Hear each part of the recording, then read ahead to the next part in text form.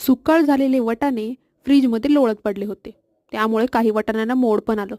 तरी पण आपण काही वेगळं बनवायचं काय सोडणार आहोत का? म्हणून विद्युत चक्कीच्या भांड्यामध्ये हिरवे वाटाणे आणि व्हिडिओमध्ये सांगितलेलं सामान घालून पेस्ट बनवायची.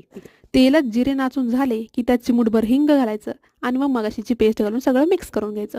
मग त्यात ढीगभर मसाले घालायचे, लाल मिरची पावडर, धने पावडर, मीठ, गरम मसाला, चाट मसाला आणि सगळं मिक्स करायचं. आता दुसरीकडे परातीत वाटीभर मैदा घालून त्यात मीठ, तेलाचं मोहन घालून छान घट्ट असा गोळा मळायचा. 10 मिनिटानंतर लिंबा एवढे गोळे करून पातळ पुरी लाटून घ्यायची. मग त्यावर तेल पसरवून थोडा मैदा भुरभुरायचा आणि व्हिडिओवर दाखवल्याप्रमाणे अशा 10-12 घड्या घालून घ्यायच्या. मग पुंगीसारखे दिसणारे गोल गोल रोल करायचे. हा रोल खसखनमधून कापून घ्यायचा आणि 2 तुकडे करायचे आणि त्यामध्ये भरायचं आपलं वाटाण्याचं सारण. गरमागरम तेलात तळून झाल्यावर झाली आपली भरपूर लेयर्सची वाटाणा कचोरी तयार. अगदी सुरेख.